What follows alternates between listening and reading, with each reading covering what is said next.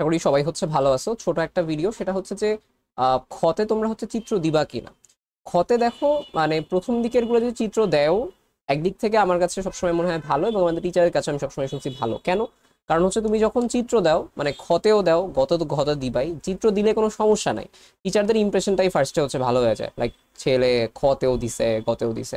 খুব নেসেসারি না। যদি কারো মনে হয় যে ভাই আমি পারি এটার চিত্র, একটু দিয়ে দিলাম, ইমপ্রেস করলাম, তাইলে অন্য হিসাব, তাহলে ভালো মার্কস পাওয়া যায়।